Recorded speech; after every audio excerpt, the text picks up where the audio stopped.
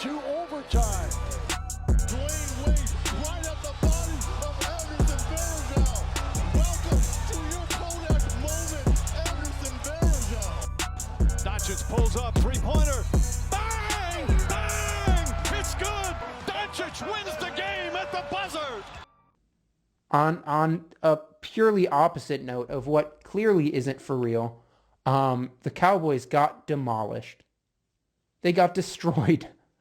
They managed to put up 10 points by the end of the game, mostly because of a garbage time Amari Cooper touchdown, but nothing was going well for them. You know, Dak Prescott out for the whole year, which, you know, it is a tragedy that Dak Prescott, you know, tried to bet on himself, didn't sit out, and now has to deal with this. It is heartbreaking, and everyone should be rooting for Dak to get his money. With that being said, the Cowboys look awful. The defense can't stop anyone, you know, passing the ball. Even the defensive line is not good. Kenyon Drake is not a great running back by any means, and was running like there was no tomorrow. It was easy for him. Of course, he broke away for that 69-yard touchdown. Nice. And you know, the Cowboys defense just couldn't do anything. Trayvon Diggs, you know, as I said, is just not looking good. Their safeties, God, if I know their names, are just getting beaten. Of course, Christian Kirk had a 70-plus yard touchdown. They just can't stop anything on the back end. And when you don't play defense, you need to win in shootouts. The issue there is that, you know, Dak deserves more respect than I gave him. Andy Dalton is out there with an embarrassment of riches. Yes, he's missing Tyron Smith and Zach Martin and all of them. And Travis Frederick, you know, retired this year.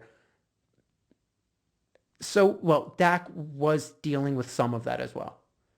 Except Dak had this team putting up over 30 points a game and is still, despite the fact that he didn't play this week, the leader in passing yards this season.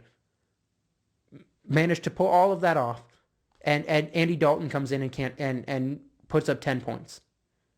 And not even like a good 10 points, like a whimper of 10 points. Michael Gallup dropped an open touchdown. CeeDee Lamb, you know, I would say gave up a pick, but that was pass interference on that play. Andy Dalton threw something like 3 picks, like did the impossible. Zeke fumbled twice. There's not much to look forward to for the Cowboys. And as part of that, what makes me really sad, could we see the Cowboys end up with a top 5 pick and take a quarterback? Could that happen? They already have what may be the most talented wide receiver core in all of football. They you know, if Tyron Smith and La'el Collins and all of them can come back healthy, they may have the best offensive line in all of football. They have a very good running back as long as he doesn't fumble the ball. I mean, look, Blake Jarwin was supposed to be the breakout star of this year for the Cowboys, and he's been hurt. But even then, he's a very good tight end.